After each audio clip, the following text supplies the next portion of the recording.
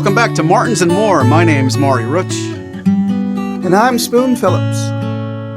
And we have a legend to talk about today, Spoon. How are you doing? Well, I'm doing okay. It's been several days now.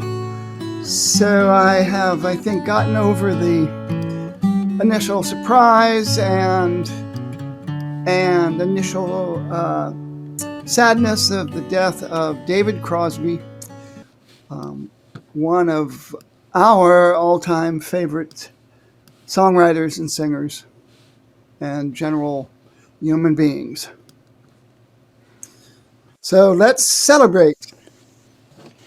Absolutely, I completely agree. David Crosby has been a serious influence, and it's, I don't want to use the term, it's my pleasure to devote this podcast to David Crosby, but I'm certainly looking forward to cheering myself up, remembering all the great music and all the great inspiration he's provided us, and I certainly think it's worthy. Well, yes, I think it's something to celebrate. It's often difficult at times when someone passes away to remember that it's really about what they left behind for everyone.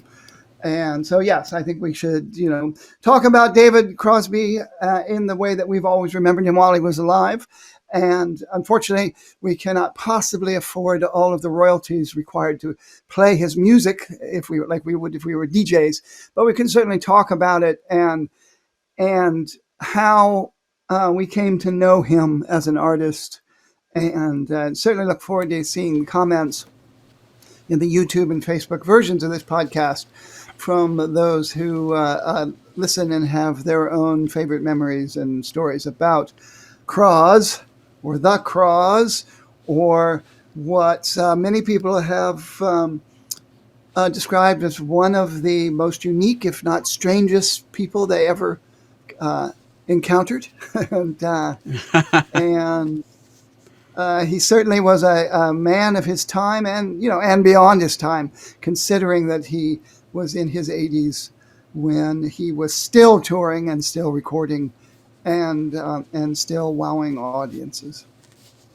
Yeah, right. And it's funny. I was going to say David Crosby is probably the most unique and borderline weirdest of Crosby, Stills, Nash and Young, but your comment went way further than four people.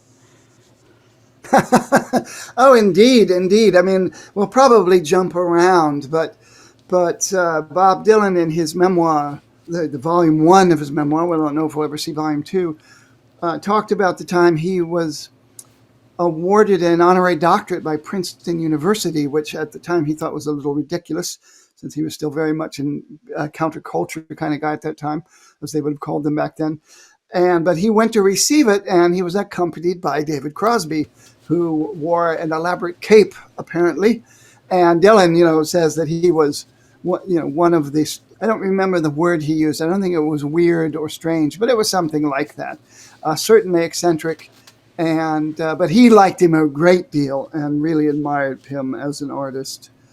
For those who are not that familiar with David Crosby's background, he was the product of a respectable, very respectable socialite families of going all the way back to the Dutch colonies in New York. Both his mother and father were related to some of the major blue bloods in the East Coast. And his father was a very famous cinematographer who won the Oscar for Best Cinematographer for High Noon, the Grace Kelly and Gary Cooper movie. So David grew up in a relatively affluent way in Southern California and went to various private schools, but also being a child of his era, discovered rock and roll, but also discovered jazz because of his older brother and the East Coast cool jazz, Miles Davis and Chet Baker and Jerry Mulligan, that had a big influence on him, which is one of the reasons that he always seemed to be coming to folk music and rock and roll from a different perspective than a lot of his peers. And he eventually dropped out of school to pursue music. He played around in Chicago and in Greenwich Village in the folk scene, and then was introduced to Jim McGuinn, who shortly after changed, took it on his middle name, Roger McGuinn, and they had a rapport. And McGuinn and Hillman, of what the later of the Byrds, had already been performing together, and Crosby got introduced to them. And I believe David Crosby said it was at the Troubadour, the famous club in Los Angeles, where lots and lots and lots of people were discovered and got their starts, where he got up after a break and actually improvised harmonies with them and was immediately absorbed into the band called the Jet Set at that time. And then they soon after changed their name to the Byrds because of their connection to, and I'm not actually sure if it was Chris Hillman or McGuinn, but somebody had a connection to Dylan's publisher. And they actually slipped them, I guess it was the Byrds manager probably, that got a demo acetate copy of Mr. Tambourine Man before it was even on the radio. And the Byrds did their famous, iconic cover of it, and with McGuinn's 12-string guitar, and of course their Crosby's soaring harmony vocals, and became it was released basically the moment that Dylan's was released, and immediately went to number one in the charts, both in the UK and the US. And I think we must be talking 1965 here. So the Byrds, skyrocketed very quickly with their folk rock sound, really among the first people to play folk music with electric guitars. I know that Dylan had, electric guitars on his second album. In fact, George Barnes, the famous jazz guitarist, who played bass on Free Will and Bob Dylan, but all that stuff got erased from the tracks. It wasn't released with any of the, and I forget what the Dylan song that was eventually released years and years later was like a rock and roll-y kind of song, Mixed Up Confusion, I think it was called, and that it wasn't put on. They decided to keep Dylan's stuff folky. So the Byrds really were the kind of hit the scene, particularly with the big 12 strings when the Byrds went to see the Beatles in San Francisco when they came through and were playing a theater, and they were in the balcony and they saw George Harrison pick up this guitar that made this amazing sound, and of course it was a Rickenbacker 12-string, and McGuinn and Crosby immediately had to get one, from the stage. From where they were, it looked like a 6-string guitar because those 12 strings, as you may remember, tuners are behind each other. Yeah. So you only see from the front, it just looks like a 6-string guitar. But so they immediately went out, and after seeing George Harrison perform with a 12-string guitar, went out and got electric 12 strings and invented the Byrd sound. And of course, McGuinn really absorbed that. But David Crosby's always loved 12-string guitars. And so, that's where he came out. But almost immediately he started singing on other people's records because of his wonderfully pure voice. And I think I can speak for Maury and myself when we say that we really were introduced to David Crosby as Crosby, Stills, and Nash, and Crosby, Stills, Nash and Young. Absolutely, we were. And tying it back to what you just said about singing on other people's records, Jackson Browne's debut album, Jackson Browne, and it's not called Saturate Before Using, even though a lot of people, including the record company, thought it was because of the cover. I grew up thinking that was David Crosby and Graham Nash, because when I first discovered CSN, really quickly after that I found Jackson's music, and I just assumed, because it seemed like David Crosby and Graham Nash were kind of a pair, and wherever one went, the other was there. But it's just David Crosby singing harmonies on Jackson's debut album. And yeah, I certainly was introduced to CSNY first. I didn't find Crosby solo material until I dove, deeper into CSN. And I think I might have told this story before, but I was so brand new to Crosby, Stills, and Nash as a unit when I first discovered their music. Quickly after I listened to them for the first time, I had the opportunity to see them, or so I thought, in Wilkes-Barre. And the ticket said Crosby, and then there was a dash, and then the word Nash.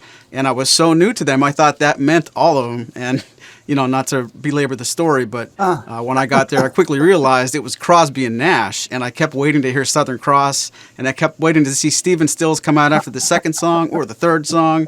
And boy, was I I'll never use the word disappointed, but was I surprised?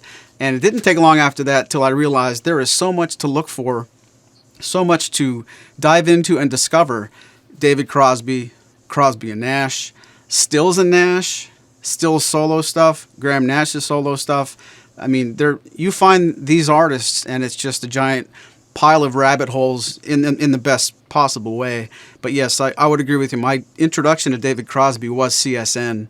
I don't know if I would have looked at his career differently if I found him solo before I found him, with the band.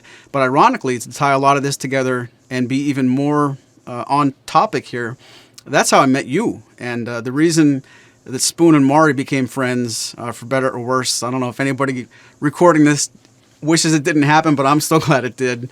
I basically, we told that story a few times too. We're at the very first Martin Fest. It's sort of like going to school for the first day, and where are you going to land? Where are you going to gravitate to? And I hear this this guy playing. It was either Lee Shore or Triad. You have to remind me, Spoon, but I hear you doing that, and I thought, well, I'm going over by that guy, and that's where I'm going to park. And I don't know if I don't want to be with other people at this gathering, but that's who I'm going to first. And it was just a fast friendship was immediately forged over David Crosby's music, so it bears mentioning today. Oh, absolutely. That's absolutely true. It's I just got goosebumps actually going all the way back to 2002 in August, and a blazingly, insanely hot day in a tin roof kind of marquee. Basically, it was just a roof, shelter, but it was really just a roof and posts and picnic tables, concrete floor, and it was in the sun. So it was, it had no shade at all. And I was singing Triad and opened my eyes, and there was Maury Rutch with this big grin on his face, like right in front of me. It was kind of off-putting at first because you're being scrutinized, but here was this Cheshire cat just like grinning at me with these, and then I'm sure I did Lee Shore immediately after that, if not before that. But as there's the old saying that I may be old, but I got to see all the great bands, all the best bands. That's not really true. I didn't see all the best bands. I'm not that old, but as a child, I definitely was seduced by the whole hippie counterculture thing at a very young age, because of course, on television at that time, in shows like Bewitched and the sitcoms and eventually the Partridge Family, it was quite sanitized and very rated G sort of idea of these free spirits, and of course the pretty girls with the long hair and the guys wearing the bell bottoms and the multicolored shirts and all that stuff. I hooked into that and was always very drawn to it, no matter what I was seeing on television. And I would think that the quintessential hippie that I remembered was Dennis Hopper in Easy Rider, the motorcycle guy on the Harley Hog with the frayed buckskin jacket and the long hair and the mustache and the big floppy hat. And I didn't know until many years later that character was based exactly on David Crosby. He was the inspiration for that character. And of course, my parents would have never let me go see a movie like Easy Rider, but the pictures and the posters were everywhere, and the magazine covers and all that. And so I immediately recognized that in David Crosby as well when I saw him, though I really didn't know who they were. At the time I was still quite young. So I discovered them late, and I was always anachronistic growing up. And as a teen, I was always several years behind my friends who were the cutting edge friends. So, by the time punk and new wave was happening, I was still very much stuck at Woodstock for the most part. But all those people, the Pink Floyd, Steely Dan, I didn't quite understand just how early those records really came out, because I discovered them, similar to you, in somewhat down the road.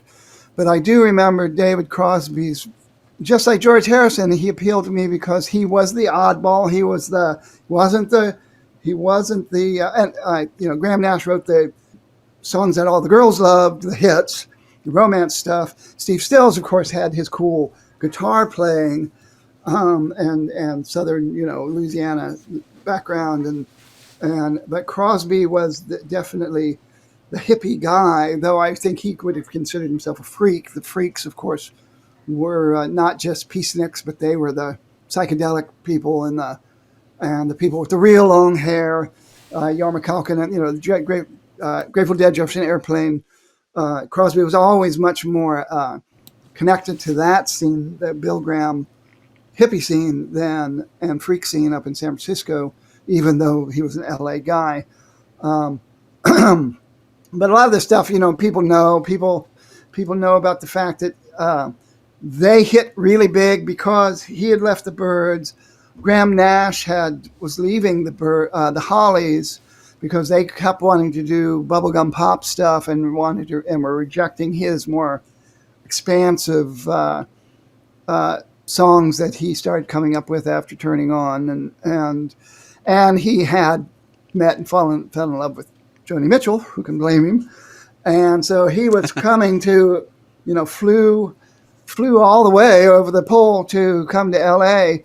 to see her, and unfortunately, cheated on his wife that he eventually divorced. But there's apocryphal stories about how they actually met, and you can look at this stuff up, and you'll see almost everywhere that they first sang together at Cass Elliott's house, which Graham Nash says is absolutely not true.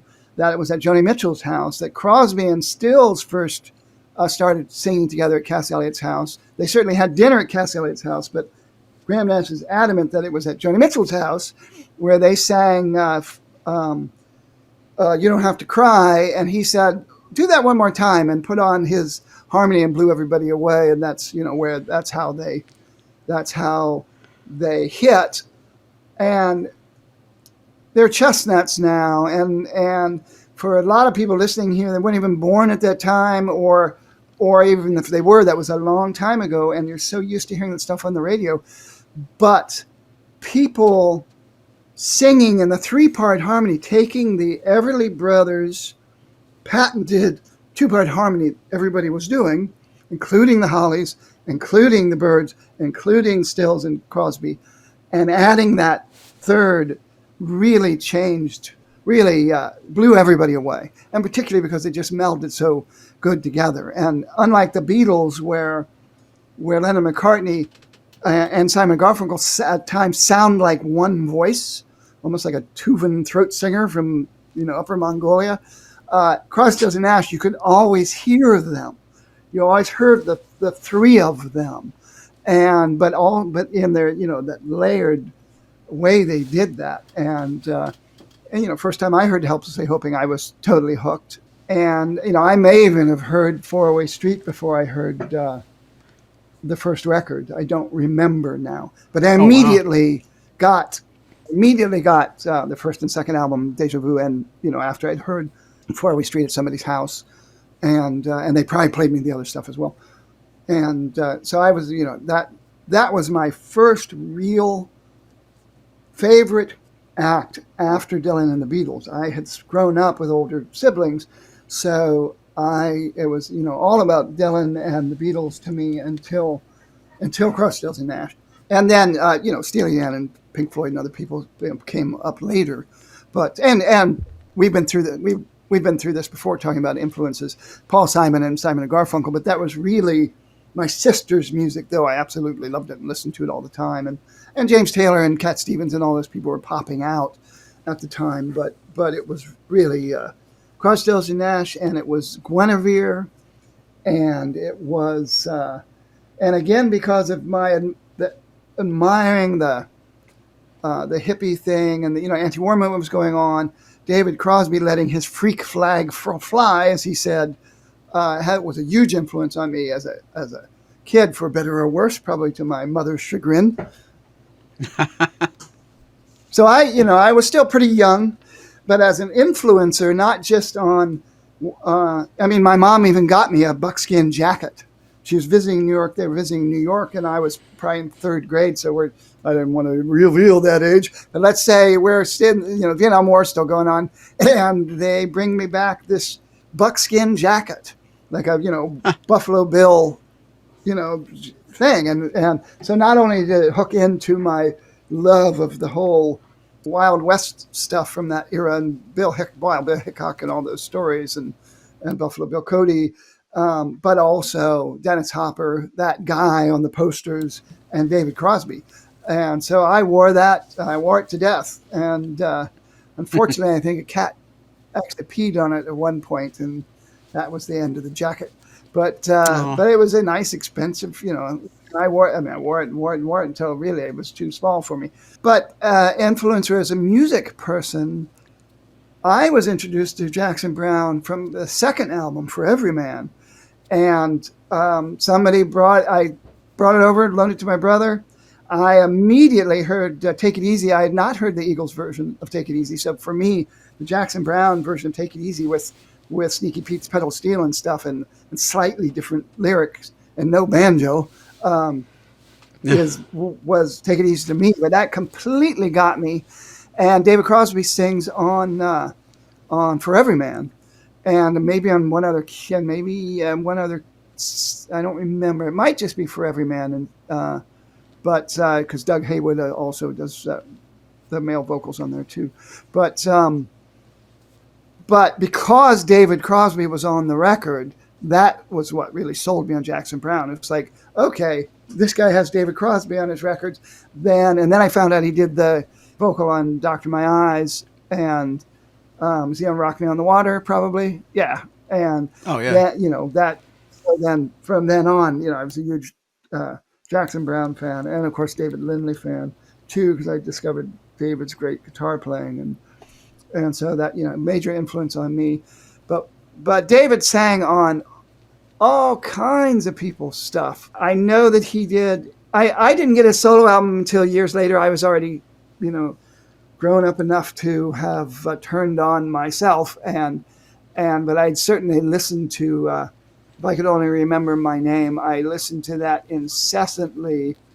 I had read Electrocuted Acid Tests, and knew all about the Merry Pranksters, the Grateful Dead, and all that. And for people who've never heard his first solo album, it is the who's who of that scene. It is some of the cuts feature most of the Grateful Dead, Phil Lesh on bass, Jerry Garcia on guitar and on pedal steel, Bob Ware's on there, Kreutzmann's on there, Mickey Hart's probably on there too. But other cuts feature Jefferson Airplane people, Jack Cassidy and Norma Kalkinen. Great Slick sings on it. Joni Mitchell sings on it. Guys from the original Santana are on some of the cuts. And it was not very well received at the time, which is surprising because now some people list it on the top album list of albums from that era. It was certainly ahead of its time. It wasn't Crosby, Stills and Nash. It wasn't the Byrds, and I think certain critics and stuff didn't like the fact, just like they don't like Dylan or Neil Young when they go off and do something really different. But it was not that well received, but it certainly has some wonderful stuff on it.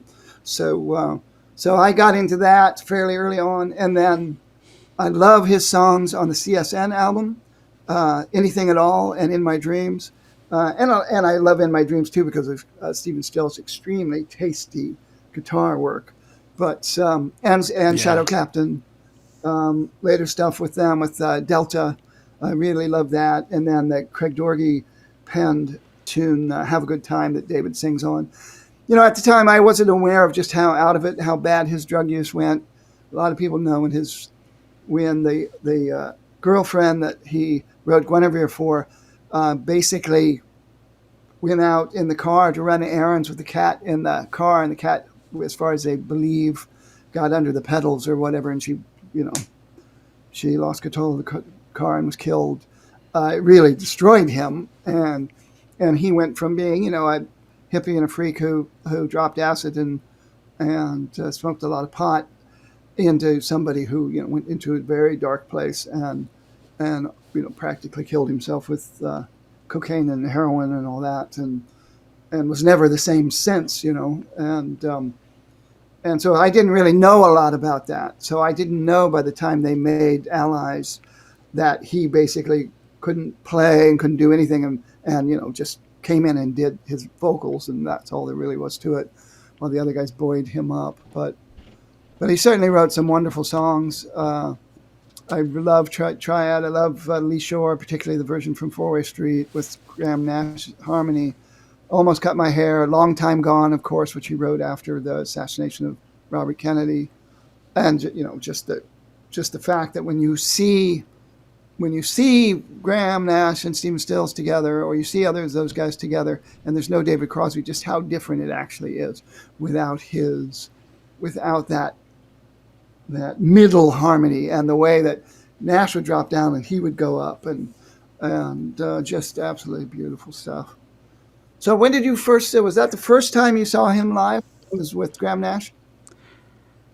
Yeah, that was the very first. My introduction to him live was Crosby and Nash, and I don't know if it was right after that concert, but very, very soon after that, I found and dove deep into Crosby and Nash live. That record, if I'm remembering everything correctly, it's certainly Lindley. Is it Danny Korchmar? Is it probably the Section and Lindley with them, backing them up. It's not Lee Sklar. It's Drummond. What was his first name? I can't remember right now. But Lee Sklar is the only one that's not on it. But it's Russ Kunkel, it's Craig Dougherty, it's David Lindley. And so it's at that time, Running on Empty had already come out. So it was those same guys except for Lee Sklar. And I had just left school to go out. I'd gotten out of high school, and I went out to California, to Oregon to be a hippie, and headed out on a Greyhound bus to meet up with a couple of sisters that had come from my hometown that were living in a commune out there at the time. Though by the time I got out there, they weren't on the commune anymore. But I had that record probably on 8-track tape at that time, and I listened to it incessantly all the way out there. But yeah, that's my all-time favorite version of Deja Vu when they go out and everybody takes their solo, and there's a bass solo, and Lindley's playing the electric violin, and then he does first he starts off by playing this spooky lap steel stuff. And then he starts playing does a solo on the violin, and then he actually plays the violin plucks it like a ukulele, and really, I really enjoy that. The great cuts on that, Mama Lion, the jazzier version of Lee Shore, all that stuff. I highly recommend that. I think it's out of print. I don't even know if you can get it, but I highly recommend people to find it if they can find Crosby Nash live. Wonderfully enjoyable. But also, there's solo albums they put out together. I listen to those an awful lot. And, For the Last Whale, that beautiful non-verbal, non-lyric introduction that they do. Because Crosby's first solo album's got it's got 2 tunes, maybe 3 actually, that have 3 tunes that don't have lyrics, and that may have ticked off some of those critics back in the day, where he just laws and non and ahs, but using it, the human voice as a musical instrument. And I've said for many, many years that if Billie Holiday was the human trumpet, and in a lot of respects she sounds like a trumpet with a mute, similar to the way Miles Davis plays, David Crosby is a tenor sax. He has the purity of tenor sax, and there's times when he hits those nonverbal things that he does that it sounds like a brass or a woodwind even. Oh, I know. It might sound funny to say, but I don't mean it that way. He is like the master of singing. If he says closes his mouth, and he sounds exactly like some kind of woodwind, and he does it so often that whenever I hear anybody doing that, I think of him. And I can't remember which album it is right now. I should have looked this stuff up. But the album that he did, he started coming out with solo albums again later on in the 80s. And the one that has Yvette in English, which is clearly very inspired by Joni Mitchell. I'm not sure if she got a writing credit on her or not, but it's somebody playing a nylon string guitar. And the chorus is Yvette in English saying, "Please have this, a little taste of instant bliss." But at the end of it, it's ending, and he just does this little verbal lick, like a vum, vum, and it sounds like a saxophone player. But one thing that's really has always impressed me is not only that his voice stayed with him, but that there is that famous bootleg that was released officially as Another Stony Evening, That's just the two of them and their D45s and a piano for Graham Nash to play. And David Crosby is extremely sick. And every time he talks, he's got almost disgusting amount of phlegm and has the Oh flu, yeah. basically. I think they even say it's the flu. And he's like drinking, tea and honey throughout the whole thing. But when he sings, you wouldn't even know it. Maybe a little bit here and there. But really quite remarkable that somebody can be because you guys can hear my throat going out right now just talking. But how I have good days and bad days, and there's based on the weather and the humidity and the pollen and all that. But that's the difference between somebody like David Crosby and the rest of us. The people that have, whether it's Whitney Houston, whoever it is, the people who have those amazingly gifted voices, whether they have vocal training or not. That for somebody to be able to and he's famous for singing light opera. He was had the lead in the HMS Pinafore in school or whatever, and as a boy was clearly renowned for his singing at a very young age. But yeah, those that Crosby Nash Live, and I really enjoyed his solo albums. I had those and I had Graham Nash's solo albums, and I had Stephen Stills solo albums, and his albums he did with Manassas and all that. But David Crosby has always held a very special place for me. And even though his songs took forever to come out, he would not write songs very often. But and he also co-wrote Wooden Ships with Paul Kantner. That's another one too. But and I love his vocals on that too. But Yeah, when you're talking about his early stuff, I get those 80s CDs mixed up. I know I had two of them. Oh, Yes, I Can was one of them. yes. And then another was called Thousand Roads. And they came out a few years apart, and I get the tracks mixed up. But when you were talking about Yvette in English, another track I really like a lot is called Tracks in the Dust from that album. Oh, yes, absolutely. Absolutely. Like, it's funny, chronologically, I still have not heard every CSN song yet, and I'm learning a lot more about Crosby's solo stuff. And if I'm being honest, I probably discovered Crosby's music solo at the same time as the CSN, and it was way later than that I go down and chase, Graham Nash's solo stuff or Stills' solo albums, and I eventually found it. But for what it's worth, terrible pun, sorry about that. I chased Crosby's solo stuff first, and it just works out that we're talking about it today. But his contributions to what he did in that group and alone, no doubt, whether I recognize it or not, it really shaped my ear for harmony, my affection for acoustic guitar. And he was always quoted to say on stage, Nash writes the hits and Stills writes the anthems, and I write the weird shit. And for whatever reason, I'm sure people would have thought differently if that was a band of three Graham Nashes or three of the same person. And you made a comment quite a while ago on this podcast earlier, how the three of them singing, you can still hear them. And conversely, acts like Simon and Garfunkel or the Everly Brothers or a lot of other acts, I don't know that they would admit they do it, but I hear some Simon and Garfunkel songs, and it sounds like, to me as a listener, they're aiming to have the same tonality in their voices. They're trying to blend with each other, not just in the notes, but they want to have the same kind of voice on the same track. And it'd be a great question to ask Nash or Stills before we don't get the chance anymore. I wonder what they're trying to do, but whatever they end up doing, like you said perfectly, you can still hear exactly Graham Nash, and you can exactly hear Stills, and they're not molding their voice or shaping the notes to try to be each other. They're being very, very true to the people that they are. Yes, I kind of went back to what I said about how they blew people away at the time. Not only was folk rock still new, but they were applying pop and jazz mentality to folk music. So they were going both directions. Well, it wasn't real folk music in the sense of a folk song that's 200 years old and nobody knows who wrote it. But by that time, the Weavers and Pete Seeger and Joan Baez and all those people and the Kingston Trio, they had popularized that genre. And these people were kind of going back into that with the new mentality, but also borrowing from it. And I think you're absolutely right that the Everly Brothers, their thing was that two voices as one voice.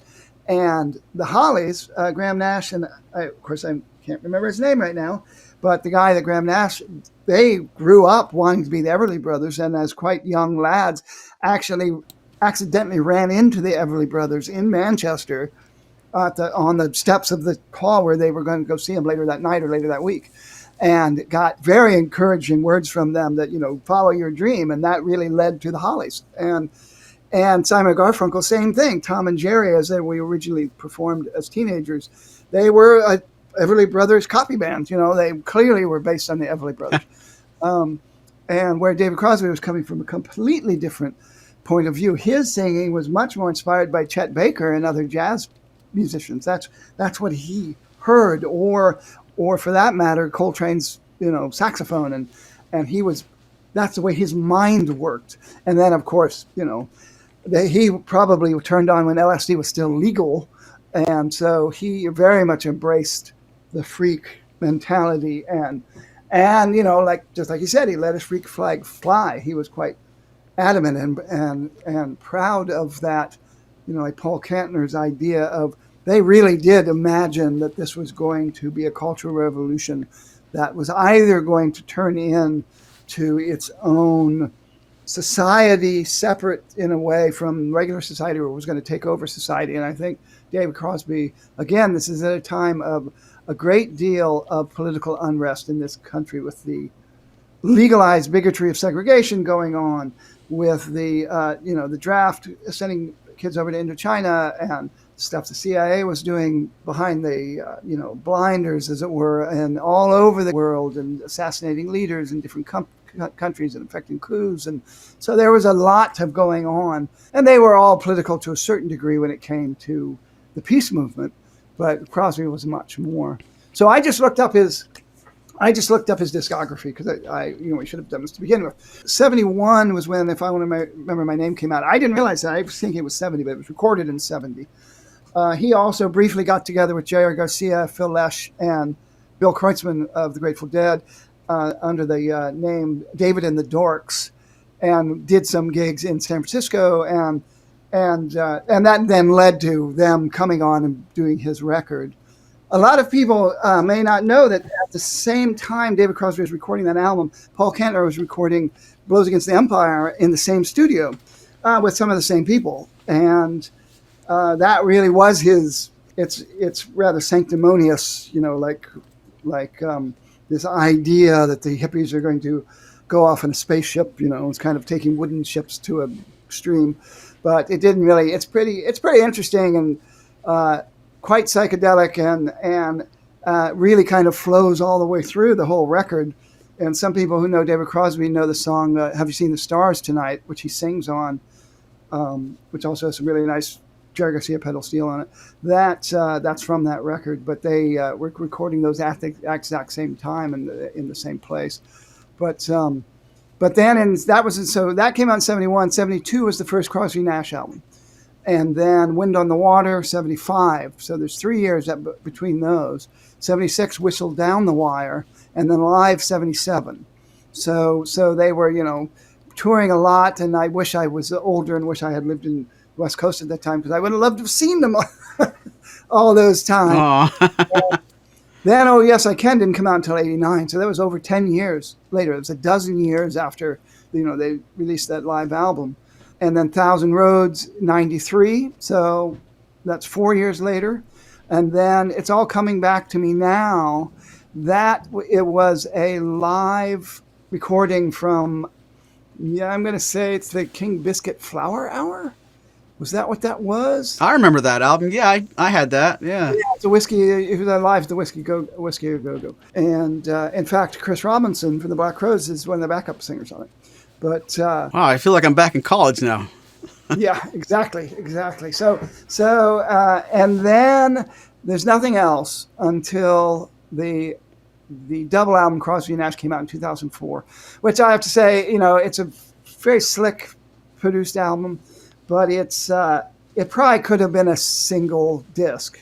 That's the way I feel about it. I feel like they wanted to put all these songs out, and maybe they had been wrote all these songs, but I don't think all of the songs come up to the par of some of them. But I guess the first time you mentioned Tracks in the Dust, I think the first time I heard Tracks in the Dust, Crosby, Stills, Nash and Young got back together to do one of those benefit concerts. So we're talking 85 maybe.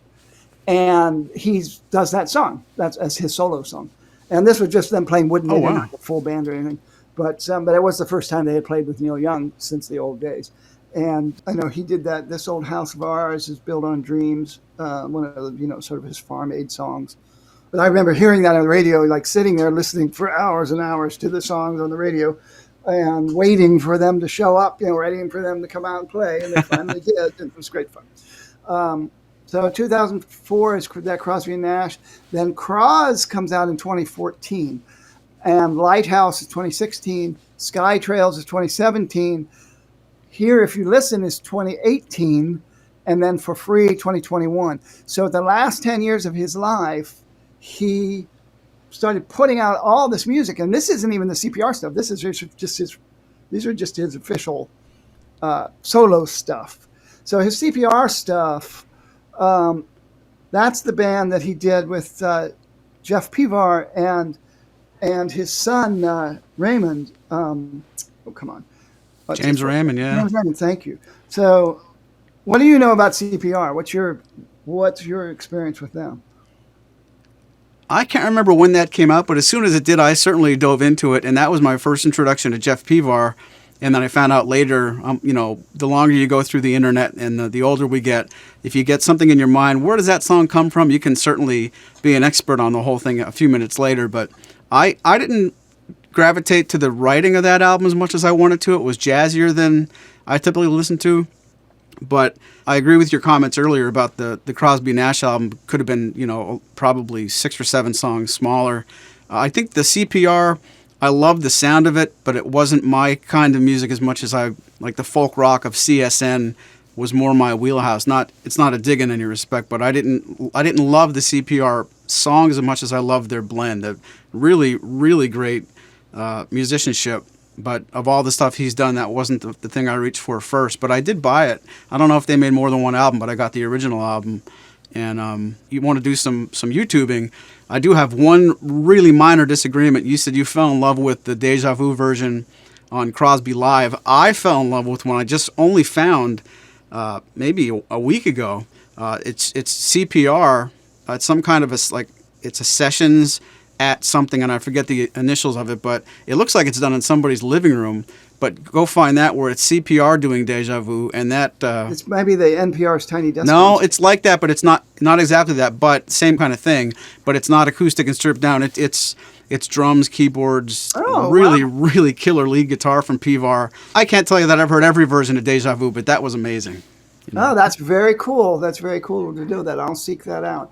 Back when David Crosby was ill and had to have a liver replacement and didn't know whether he was going to survive or not, this fella reached out to him claiming to be his son. David Crosby had with a woman when they were very young and put it in 62, I think, and put it up for adoption. And it turned out to be James Raymond. And he was skeptical that it was true, that he was the real guy until they met, until he heard the guy sing and play the piano and stuff. And then he had no doubt. He felt like there was no question whatsoever that they were. And then who knows if they did the DNA test and all that too. But they immediately, hooked up and made music together, wrote a song together, got Jeff Pivar involved. My first experience with Jeff Pivar, I went to see Crosby and Nash at Carnegie Hall. And it was just the two of them and Pivar basically doing what Stills would have done, the few times that Crosby, Stills, and Nash had toured, just the three of them. And so, and I happened to be, I think I was in the 6th row, and I'm sitting directly behind Pivar's parents. So that was kind of cool to hear them talking during the show and stuff with the people they were with. But that was a great show. And yeah, I guess the first time I saw them, I was 17, and it was, so we're talking 77. And I saw them in an amphitheater in Michigan. I grew up in Northwest Ohio, and I drove up with some girl to see them. And we were at the very top of the bowl, and then there was like a big lawn behind us.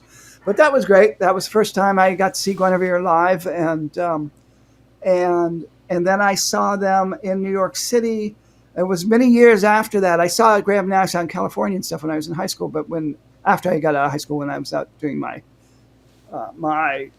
get to know myself before I went to college a year, and but I did not, I didn't see. Hippie. Yeah, exactly. David Crosby. Yeah, I had by that time hitchhiked down to L.A. and cut my hair off and got a job in a corporation as a mail boy. But I got to see him at a No Nukes thing, and one of the very first No Nukes concerts, in fact. But then I saw them on the pier. There used to be a pier that had concerts here in New York City. So I saw them in '85. And then I saw them a bunch after that because I was no longer in the middle of nowhere in Southern Ohio where I'd gone to college and graduate school. So I finally got to see them more, and I got to see David's very first show in New York City after he got out of jail. After he went to jail in Texas for drugs and having a legal firearm and stuff like that.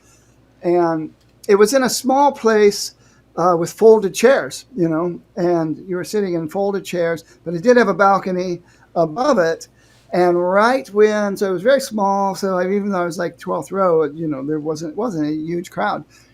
And actually, while I was waiting to get in, standing on this street in Midtown Manhattan, side street, I turned around, and way down at the end of the block, I saw Graham Nash sticking his head around, looking at the line. So I knew he was going to be coming out eventually. But while I was sitting there, the lights were going down, and I heard that there was some commotion. I could see out of the corner of my eye, and I looked up to the right. And at the very end of the balcony in the front row, where there was a light stand, Eric Clapton was coming down and being seated as the lights were going down. And Wow. Eric Clapton was David's sponsor, in recovery. Oh, you told me that. Yeah, I forgot that. Yeah, and some people may remember. Here's a trivia question for you. David Crosby portrayed a recovery sponsor on a sitcom. Does anybody remember what show that was? David Crosby portrayed a sitcom recovery sponsor for the star of the show. So we'll get to that later on. Can we do 2 trivia questions today? Sure. What's Mari's trivia question? Because you're going to stump me with that one. I want to try to stump you with this one. David Crosby played a pirate in what movie? That's a great question. So there we have 2 trivia questions. So, so I got to see him then, and I had mentioned about him, singing and with lots of other people. And when you say lots of other people, he recorded and toured, the 2 of them, Crosby and Nash recorded and toured with David Gilmour, and also sang "Comfortably Numb" with him at the Wall concert where they, I think they were with Pink Floyd when they were at the Wall concert, where after they tore down the Berlin Wall. But so we have Jackson Browne. I know that he has sang with Joni Mitchell. I know that he has. He did something with, I guess there's David and the Dorks. They eventually released that's a bootleg album. You can find that with him, with Jerry Garcia and those guys. Some people famously know that Crosby and Nash were doing a Crosby, Nash and Young album with Stills and Young, but they're so angry with each other. Stills and Young erased all of the vocals that Crosby and Nash did and released it as Long May You Run as the Stills Young Band. So, Yep. That was... Ouch. But let me see. All right, let me just actually think about this. So I know they were on a Dave Mason record. They are on at least 2 James Taylor cuts. They're on Mexico, the Whoa, Whoa, Mexico, and Lighthouse. They're on an Art Garfunkel record. I know they've recorded with Carole King. They're on an Elton John record. I'm sure I'm missing people. Phil Collins? People. I know that. Yes, very good. Yes, Phil Collins sang on David song on one of his records, and he sang backed up Phil Collins on some of his songs. Who am I missing? Lucinda Williams, Indigo Girls, John Mayer. He's Oh, wow. He's on Born and Raised. He's a backup vocal on Born and Raised, and of course the Jackson Browne stuff. And that's all I can come up with right now. But so if anybody can think of anybody else that he's sung with, I had never heard his album Lighthouse, and I'm going to get it now. I've been remiss in that. He toured with these three young people, these two women and a young guy, and I think the two women sing on Lighthouse. But it took me a few days. Life was very busy and very stressful, and so I of course saw the news and absorbed the news, and people started posting videos and posting songs, and I avoided all that. But I then got on there, and it was hearing him do "Carry Me" with the Lighthouse Band, I think they might have called themselves. The guy plays like guitar, he kind of the Jeff Pevar guy. Women on keyboards, and then a woman who does some multi-instrumental stuff, but they all three sing with him. And when they get to the verse about his mother dying, and if you could just untie these wings under the bed, I could surely find. So that's when it really hit me, and all of a sudden I was, unabashedly, unashamedly breaking down and sobbing out at the end of the life of an artist that had meant an incredible amount to me. And but then I started doing the deep dive, and if nobody's seen the BBC television production of Graham Nash Live, which is basically Crosby and Nash live, the two of them together with their D45s, probably the same time they had recorded that some stony evening, same time period. It's so good. I'd forgotten how good it is. It's on YouTube. It's totally free, the whole show. It's like 50 minutes long, and that got me too, because Graham Nash starts playing Simple Man on the piano and by himself, and then Crosby just walks out and bends over and puts his harmony in on the mic that Graham Nash was singing, and that got me all choked up too. So, but really awesome stuff. But then I started watching all kinds of videos of him, later in his life stuff. I saw him most recently. I saw Crosby and Nash with Dean Parks on lead guitar, full band, but Dean Parks, who's probably most famous for doing the lead guitar on Haitian Divorce, but and other Steely Dan stuff. But so that was awesome. I saw that in Town Hall from right at the front of the balcony, and then I got to see him at City Winery, which is in a different place now in New York City than it was when I saw him.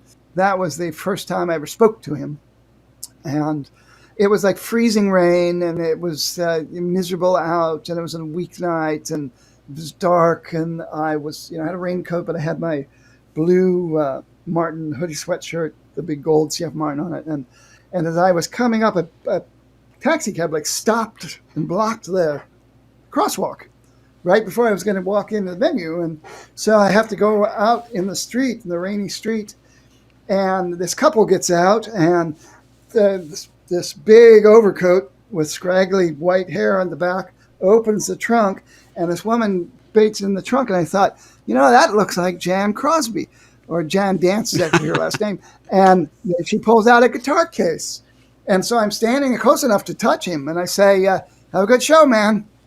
And he does something. He turned around real quick at first, like he thought I was going to shoot him, like I was going to do the John Lennon on him. And he looked at me for a second, and kind of frowned at me. And then he looked down and he saw my Martin, logo, and he looked up at me and he gave me a crinkly, skinny-eyed hands and a thumbs up, and didn't say anything. And then I just said, I just walked in and left him alone because it was raining, and I didn't realize he was really ill. And he came out and the same thing. He had a horrible, deep, racking chest cough, and kept apologizing because his voice got raggeder as the evening went on. Eventually, he lost his voice and couldn't sing anymore. And so, the last few numbers, the other guys had to did the singing, and maybe it was just the last number, which Deja Vu. But he canceled the tour after that. The next date it was in D.C. and he canceled. Turns out he had walking pneumonia, and he canceled the rest of the tour. And I was afraid, he was wasn't going to make it. But he lasted almost 20 more years. So it was a tough old bird. Speaking of puns, yeah, that's bad. Yeah, I mean, but look at all the health problems he went through, and the times he's reinvented himself, and so, have you been playing any of his music lately yourself?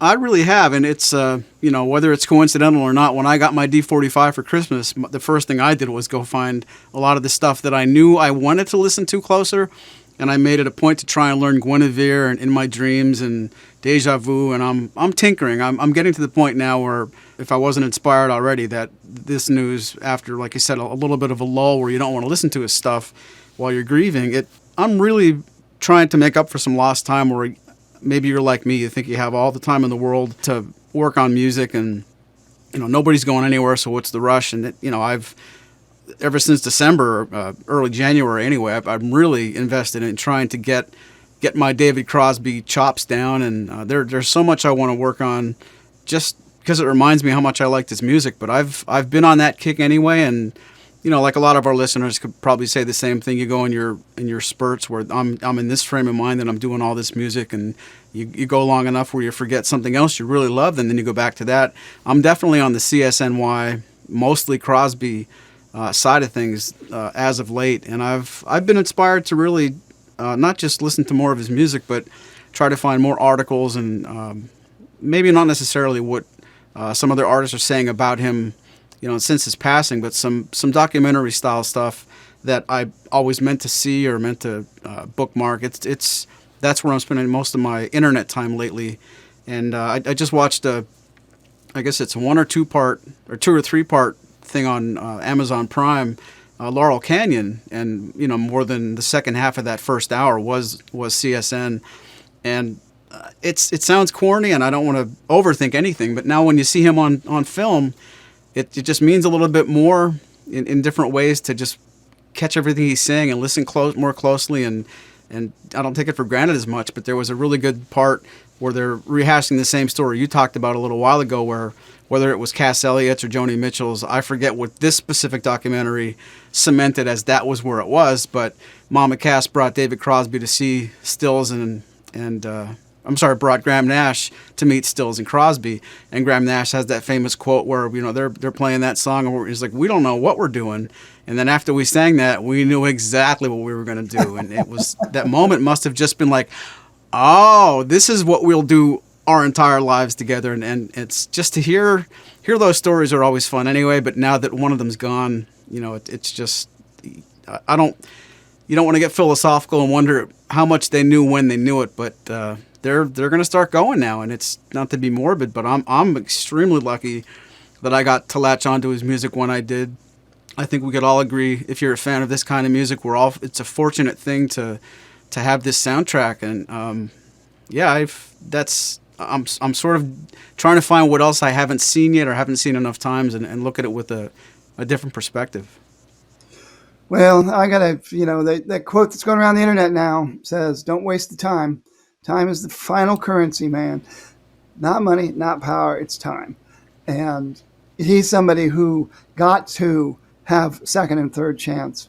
Not everybody who needs a liver transplant can get one, finds a donor. Not everyone who has one succeeds and survives. And like I say, he's a tough old bird. He's also an ornery old bird, and he's alienated a lot of people. He's famous for his stubbornness and his temper, and he even eventually alienated Graham Nash. And so they were out of touch for a very long time. But just like the Beatles and stuff, that's when you're in that kind of relationship, it's family and it's brothers, and there are many actual blood brothers who don't, who do end up not speaking to each other, and whether they still love each other or not, they just know they can't be in the same room together anymore, sort of thing, which is sad. When I was a little kid, my brother picked me up the David Crosby songbook when I just started playing guitar, so I was probably 13. He found it at the Goodwill store and brought it home, and it actually has tablature. It's the oldest tablature that I knew of. I didn't know tablature actually goes way back, before the 1900s, but I had never seen it, and I didn't understand it. I couldn't read music. And I also didn't understand that most of the songs were in alternate tunings. So I would sit there and try to do because they also had the little chord square, and I would try to do it, and it didn't sound anything like it was supposed to sound because I didn't I didn't notice that it said tune up here. It just showed the D A D G D D whatever, and I didn't even notice that.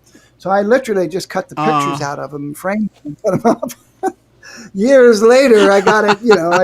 I still had enough of Lee Shore, and to realize, once I figured that stuff out, I went back and I took the things out of the frames, and there was enough of Lee Shore and Triad for me to, and page 43 and stuff for me to figure out my own rudimentary versions. And I learned to fingerpick because of him, because Guinevere was in a guitar magazine.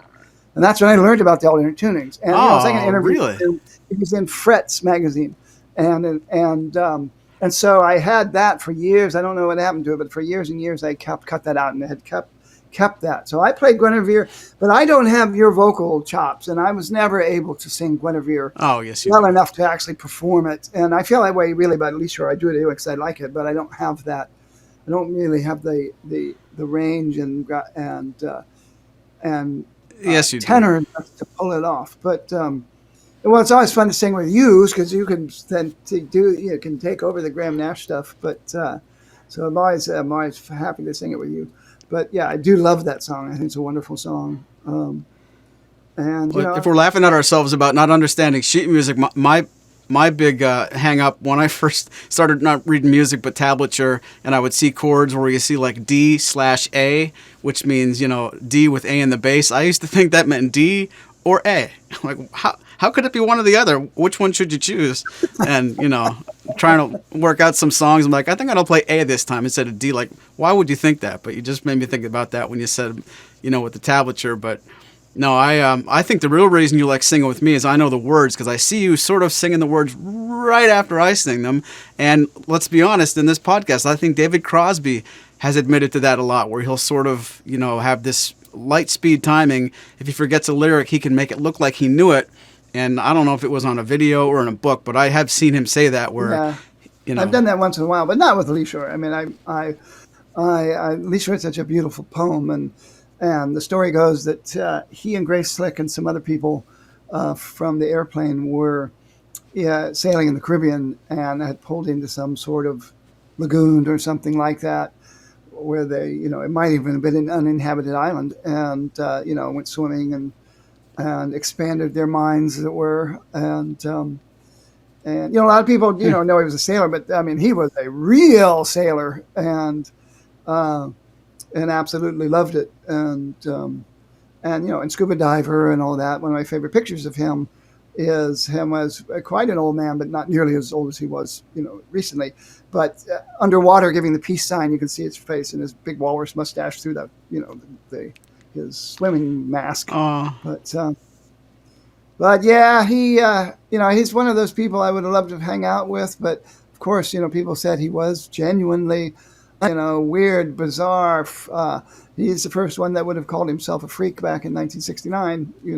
And very much stayed who he was, even though he changed and cleaned up, got clean, got his life together, married a wonderful woman who late in life, and they had a couple of children, and he has James Raymond, and there's actually another daughter that he had with somebody else long ago as well out there. But sadly, his older brother took his own life in the early 20th century. He was also, he was a big influence on him musically, and he might actually even appear somehow on if I can only remember my name. I don't remember for certain now. Oh, but Gone Too Soon. Yeah, absolutely. And I did not know actually. I'm not sure when this is going to air, but today is actually the anniversary of the Beatles rooftop concert, and I just watched the whole thing. It's available on Vimeo, and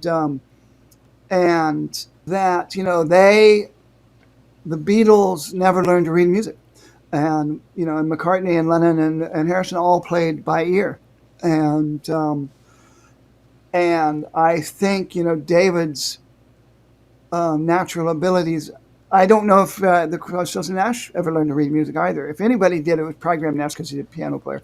But also when you listen to his stuff, it sounds very organic and very much like it just makes it up. And so I'd be curious I never looked that up. You were talking about doing the deep dive into their solo stuff, not just David Crosby, the other guys. A lot of people forget that these artists they will be really big, and cover Rolling Stone, considered the first supergroup, all that stuff. 74, the first giant tour of stadiums, and every time they would get together and tour. But for younger people and other people who move on into modern music, a lot of people forget to listen to their later stuff because it's, they're an artist that's been around a long time. And there's a lot of great stuff out there from all of those guys. But again, David Crosby was just getting ready to tour with Stephen Still's son, and he was planning to do yet another album. And his most recent album is been highly regarded by people who have it. And so I think it's good for people to do retrospects now, and particularly now that he's gone. So if you're not familiar, in other words, if you're not familiar with the stuff he did in the 80s, the 90s, or in the 20th century, I highly recommend you check it out. And a lot of the stuff, of course, is available online. It'll be easy to do. So I think it's just wonderful that he just kept going, just sailed on. Yeah. So rest in peace, Cross.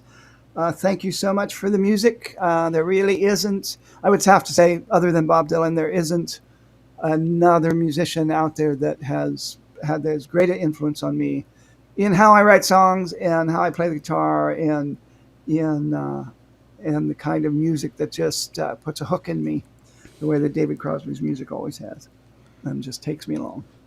I'll say the same thing. Thank you very much for all the music. And just like you said, when Warren Zevon passed, you made a quirky comment somewhere on YouTube that I saw where you said, yeah, they didn't make two of him, or something to that effect.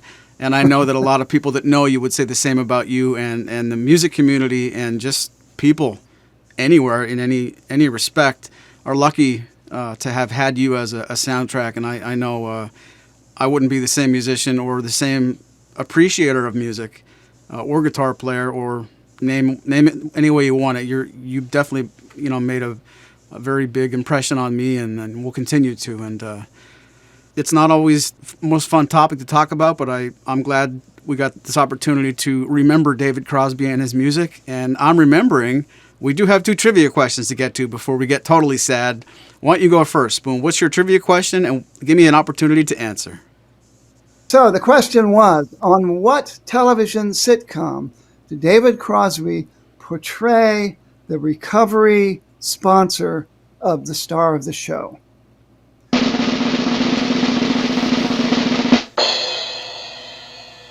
The answer is The John Larroquette Show. Oh, wow. John Larroquette, who was made famous by Night Court and is now back in the new Night Court, had a sitcom where he was a recovering alcoholic, and David Crosby was his sponsor, and David Crosby would just appear in split screen, or basically he was just always talking to him on the phone. So they probably shot it in his house, but he just did these things where he would have telephone conversations with John Larroquette. But I always thought that was pretty cool. Wow, I did not know that. My trivia question, in what feature film was David Crosby a pirate? And when I say that, I don't remember if he was a pirate, but it was a pirate movie and he was in it. What was it?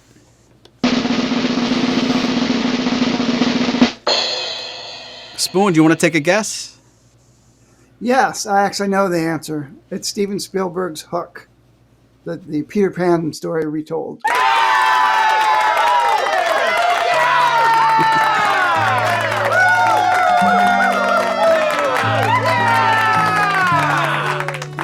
Well, if we could bring even the tiniest bit of good tidings to the end of this program, I do want to thank you guys for listening. And again, David, thank you very much for the music. Spoon, thank you very much for your time. This has been a little bit of a somber episode of Martins and More, but I'm so glad we got to do it. From all of us at Maury's Music, thanks for listening. Hear you later. This has been a presentation of Maury's Music, your trusted source for Martin and Blue Ridge guitars. Find us online at maurysmusic.com.